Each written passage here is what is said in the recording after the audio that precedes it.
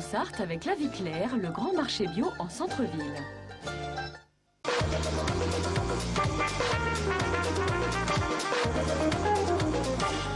Bon, alors, qu'est-ce qu'on fait aujourd'hui dans le Zoom? C'est ce qu'on se posait la question.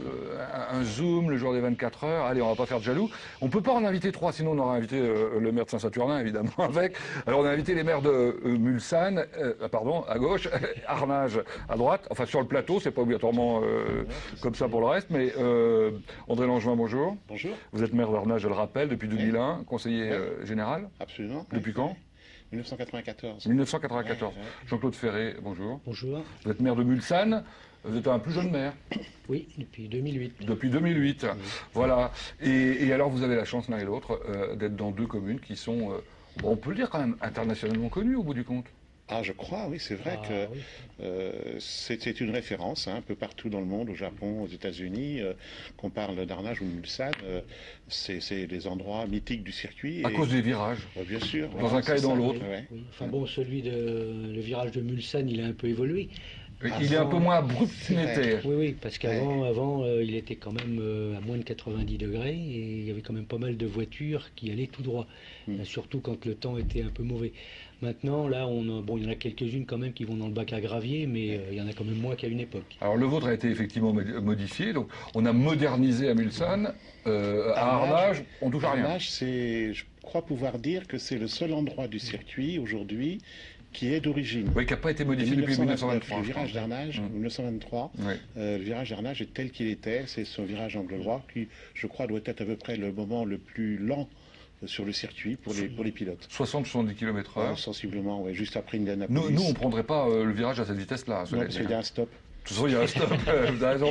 Mais même piste fermée, j'ai l'impression. Tout à fait. Hein bon, allez, deux mots quand même sur les communes, parce qu'il y a peut-être des gens qui nous regardent là et qui ne connaissent pas obligatoirement bien les communes. On va commencer par la plus grosse, hein, Arnage, 5485 habitants, 1076 hectares. Vous êtes dans Le Mans Métropole. Oui. Voilà. Ouais. Mulsanne, 4760 habitants. Un peu moins. Ah. Ça, c'est le chiffre officiel INSEE. utilisé. Oui, INSEE, mais Ça a descendu un peu. oui, on a recensé en 2009, on n'est plus que 4430. 1525 hectares, dont quasiment la moitié en forêt. Oui, 48% en forêt, oui. Ça, c'est plutôt sympa. Entre la ZAC du Cormier et puis Mulsanne, on est dans la forêt. Alors vous êtes aussi, vous, maintenant, dans le Mans Métropole aussi, Oui, depuis quelques années. Depuis 2004. Depuis 2004, voilà. Bon, il y a une concurrence entre les deux, d'une manière ou d'une autre, là Pour le... Je sais pas, autour des 24 heures ou... Pas du tout, pas Ah la non, moindre... d'abord, on n'a non. pas tout à fait la même situation. Arnage Oui. n'est pas tout à fait à côté du circuit, donc peu animé. Alors que vous Nous, touchez le Mulsanne, circuit. on est vraiment dans le circuit et avant 2008, il se passait rien à Mulsanne au niveau de l'animation. C'est vrai. D'abord parce que Mulsanne est traversé par les voitures, donc c'est pas très facile. Mais depuis 2008, on s'est dit quand même que c'était pas normal que Mulsanne soit connu au niveau international sans qu'il se passe rien comme animation au niveau des 24. Alors d'autant plus qu'il y a un truc qu'on a peut-être un petit peu oublié, mais c'est que les virages, hein, que ce soit Mulsanne ou Arnage, c'était quand même des enceintes populaires où les gens venaient nombreux avant. Oui. Donc ça a été quelque chose qu'on a un peu perdu avec la modernisation, justement. Quand les populaires ont été supprimés, donc les gens venaient voir simplement, parce que dans les virages c'est quand même assez spectaculaire, hein, de nuit là, en sortie de virage, les freins, tout ça c'est tout rouge. On a encore sur ça Arnage, crache au pas virage mal. d'Arnage, tout un côté spectateur qui est assez important et qui est assez bien placé puisque les gens peuvent voir à la fois la sortie d'Indianapolis et le virage d'Arnage. Je crois qu'ils bénéficient des deux. À une époque, c'est assez impressionnant. À une époque, je m'y rends régulièrement et je vais dire c'est beau de voir les voitures à cet endroit-là. Mais je pense que beaucoup y allaient aussi à une époque, tout comme d'ailleurs Mulsanne, hein, pour les voir sortir dans les As d'Indianapolis, parce qu'il y a quand même pas mal qui sont... qui font du tout droit, là. Oui, hein, qui se sont pris Tout à fait, les bacs à sable. Oui. Bon. Les sorties de route, là. Et alors, est-ce que les gens viennent toujours voitures comme c'était le cas à l'époque, avec leurs escabeaux, avec leurs planches, etc. Moins Oh maintenant. non, parce que ça a été aménagé. que Je crois que le côté spectateur leur permet de bien voir, d'être bien placé. Alors, il n'existe plus d'enceintes populaires, ce sont les enceintes générales, hein, je crois que. Mais il y a encore beaucoup de monde, de spectateurs, y compris d'étrangers. Il y a le tarif Mulsanne-Arnage. Il y a un tarif réduit qui a été mis là depuis, ça doit faire 2 ans, 3e année, ça va être la 3e année. Ouais, c'est ça. Où il y a un tarif Mulsanne-Arnage. Mais il y a beaucoup d'étrangers qui y vont. Alors la question qu'on se pose, c'est qu'il faut y accéder, évidemment. Donc ça suppose de faire un grand tour. Alors pour Mulsanne, c'est peut-être un petit peu moins compliqué, mais pour accéder au virage d'Arnage, il faut quelquefois passer par Moncé. Hein. Soit par Moncé ou passer par la commune d'Arnage. On arrive par la route départementale. C'est cette route qui, tout au long de l'année, relie Arnage à Mulsanne. Hein, c'est la RD 140 et qui nous amène au virage d'Arnage. Donc pendant la période du circuit, les 24 heures de la course, elle est ouverte à la circulation, elle est bouchée juste au virage d'Arnage, quoi, c'est tout. Et beaucoup de gens font le tour rue Audin, virage de Mulsanne, et puis virage d'Arnage, et ils remontent après.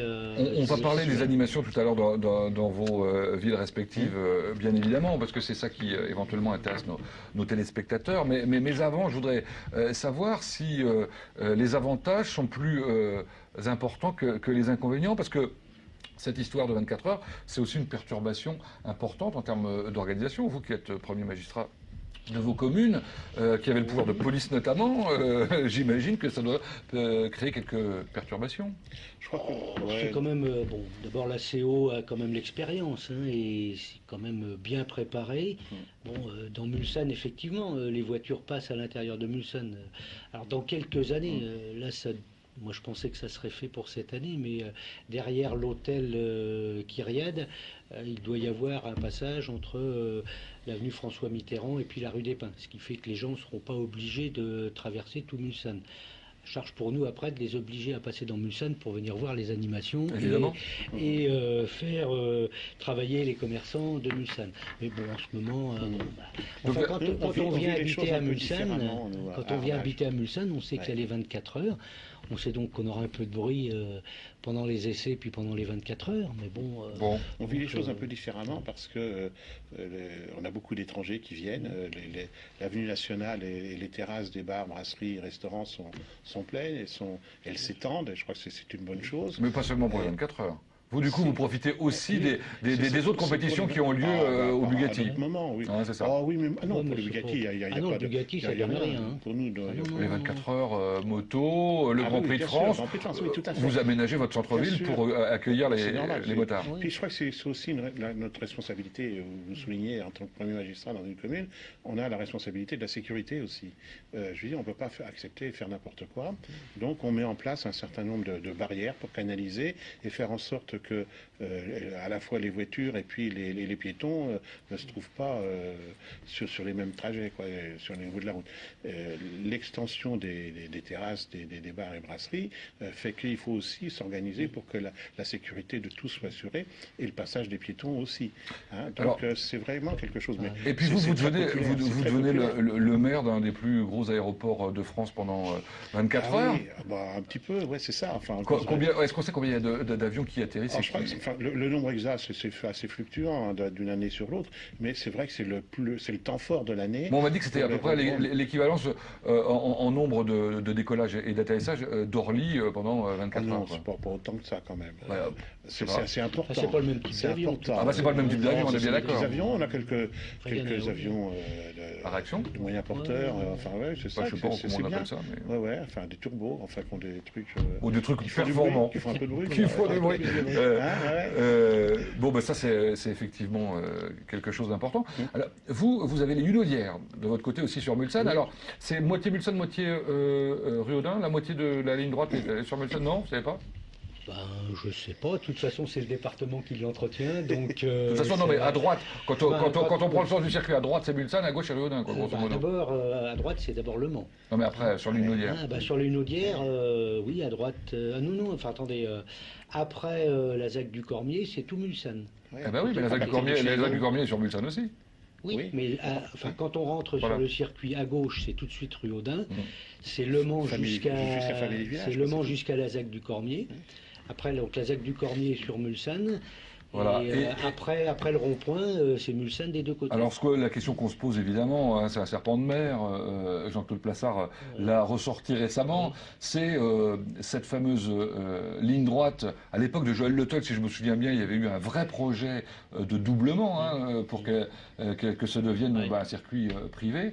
Là, Jean-Claude Plassard dit la CO achète toutes les maisons qui sont le long de cette ligne droite pour pouvoir justement la doubler.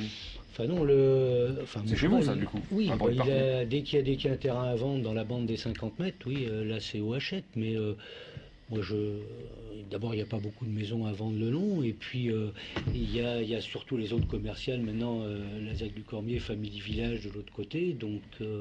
bon, vous n'êtes pas dans le secret des dieux pour l'instant, vous savez pas... Doubler le circuit, ça va être compliqué avec le Cormier justement. Compliqué, oui. Puis, ou alors il va falloir qu'il fasse un gros virage. Puis pas qu'avec le Cormier, il y a maintenant avec Antares, avec le MM Arena, avec Family Village 2, il y a une grosse réflexion pour savoir comment on va gérer le trafic sur la RD 338. C'était pas un poisson d'avril, c'est sorti il y a à peine une semaine dans la presse. Alors donc on peut imaginer que visiblement vous n'êtes pas au fait de ces projets de la CO. Le Mans Métropole, on n'en a pas encore entendu parler. Bon, tiens, si on parlait de ce qui fait effectivement votre renommée internationale, c'est en l'occurrence les voitures qui sont baptisées de votre nom.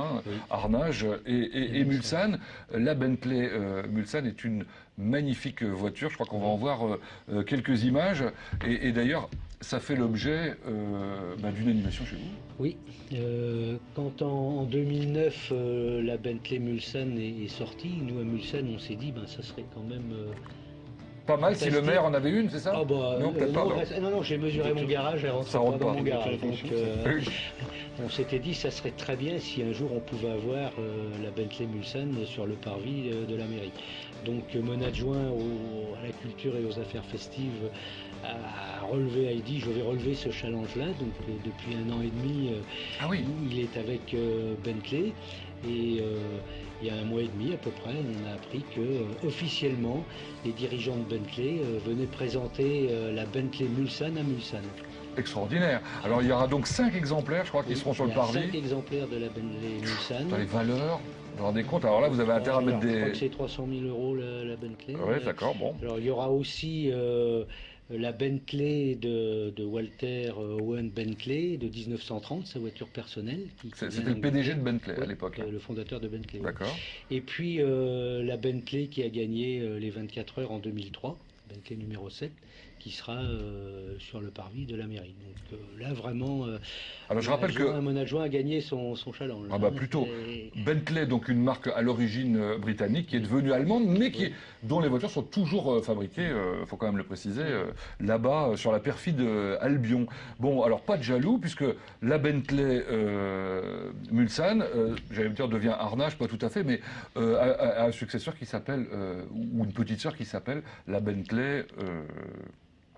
Arnage, je vais y arriver, voilà, je suis un peu perdu. Il y a une Bentley Arnage. Il y a d'abord une Bentley Mulsanne, après il y a une Bentley Arnage, et maintenant il y a de nouveau une Bentley Mulsanne. C'est nous qui avions initié un peu, sans vouloir faire de concurrence, c'est pas l'objet, mais en 2003, l'année où Bentley a gagné, ils nous avaient fait la demande en disant, écoutez, voilà, on revient aux 24 heures, et on a invité un certain nombre de clients qui viennent des États-Unis et on voudrait leur faire un passage à Arnage. Et donc c'était la première manifestation que nous avions organisée. 2003. 2003, le vendredi, donc la veille des 24 heures. Et on avait un certain nombre de Bentley, Arnage, et puis d'autres voitures anciennes, décapotables, enfin des trucs. Et elle s'était mise en épi sur la vie nationale. On avait offert un petit réceptif à ce moment-là. Et puis, alors ça avait été très très populaire. Je crois que beaucoup de gens étaient venus. Bentley, c'était quelque chose.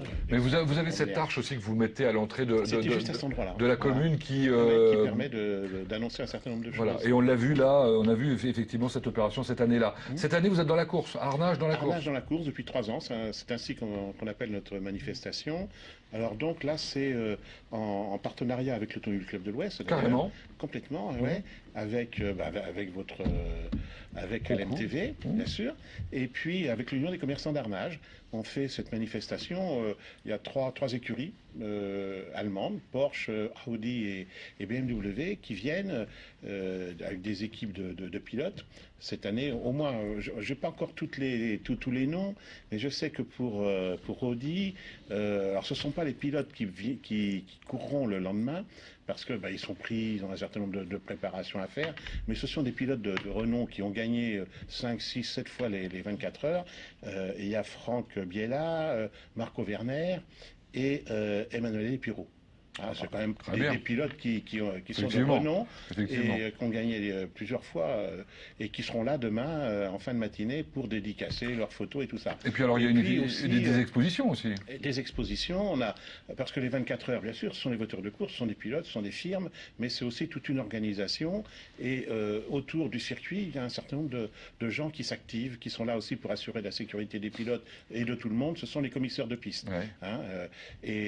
Donc nous aurons toute une équipe de commissaires de piste qui viendront expliquer pourquoi il s'agit des drapeaux, quelle est la signification de ces couleurs et un certain nombre de choses de cette nature. Et tout ça en fanfare, parce qu'il y aura aussi une fanfare. Nous aurons aussi une fanfare qui s'appellera AOC. Vous parlez des commissaires de piste, j'ai découvert ce matin dans la presse qu'il y avait des commissaires de piste qui venaient, je crois, de Hollande, chez un Mulsanais également. Oui, c'était dans la presse. Voilà. Donc il se crée des choses comme ça autour des 24 heures. Et puis on a aussi une équipe, parce que malheureusement il y a quelquefois des incidents, voire des accidents, sur lesquels il faut intervenir rapidement. Et il y a des équipes de désincarcération. Qui seront là aussi. Qui seront là demain à Arnage pour montrer comment ils interviennent. Voilà, je crois que c'est très, très intéressant. Vous avez cité l'association des commerçants tout à l'heure.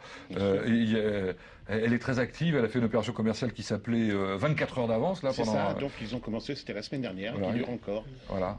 Et ça leur permettra d'offrir des entrées au circuit pour le client. En 2 mots pour chacune des villes, c'est les 24 heures, c'est motivant, c'est une source d'animation. Ah oui, d'une part pour les artisans et les commerçants, ils font quand même un chiffre d'affaires, ils ne me le communiquent pas, mais je pense avec ce que je vois que pour les 24 heures, ça doit être intéressant pour eux. Et puis pour la ville, c'est intéressant d'avoir de l'animation. Donc ce que l'on fait, je crois que pour nous, les 24 on peut encore aller plus loin. Enfin, j'espère avec Bentley, là on va essayer de lancer un partenariat avec Bentley. Oui, tous les ans, ça peut être sympa.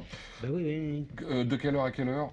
Nous, ça commence à 10h, de 10h à 15h. De 10h à 15h. Après, ça s'en va à la parade. À Mulsanne, donc sur la parade. Sur le parvis de la mairie, mais il n'y a pas que ça, puisqu'il y a une dizaine d'Excalibur, et puis il y aura certainement au moins 200 voitures de course qui vont passer, là, des sportives, les gens s'arrêteront pendant une petite demi-heure pour exposer leur voiture. Je disais tout à l'heure, en fait, plus on crée d'animation, et plus ça attire du monde, et ça marche marche de mieux en mieux. Je crois que nous c'est pareil, nous aurons un certain nombre de gens qui viendront, des collectionneurs, de voitures anciennes, de Porsche, de clubs, tout ça.